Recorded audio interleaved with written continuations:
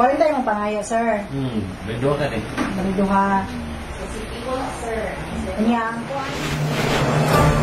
Usa ka panabawan ang mireklamo sa buhatan sa opisina sa Traffic Management and Development Section ug nagpost sa social media kabahin sa iyang mulo sa overcharging o sobra nga singil sa plitihan sa pedicab. Matud pa sa mireklamo, gipangayuan siya sa maong driver og 40 pesos gikan sa Kanto Gamaw, Barangay San Francisco ug pahatod siya sa Purok 12 sa Barangay San Vicente. Para baliduha lang ng Nga naman, sir, nga nang baliduha. Layo ang gamay ko. Sa maong mulo nga gipadangat sa buhatan sa TMDS, dali nga mihatag og aksyon si TMDS OIC Head Alvin Ibanez. Imuhang i-rate si Cruising Gamaw ngadto dito sa Cruising San Vicente, aduna ra gyud na sa kilometrahe nga 1.5 kilometer.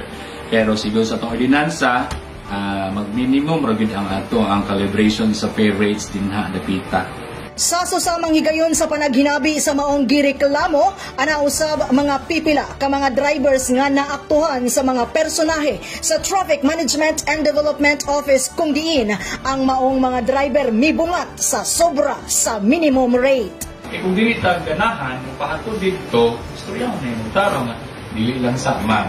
Dito lang sa uban nga pedicab.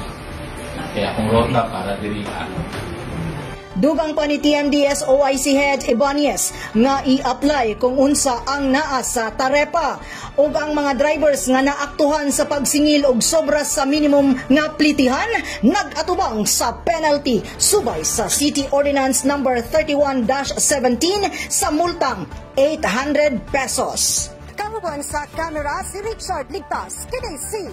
Bali Amag nagikan sa City Information Office Broadcast Services alang sa Frontline News Manabo.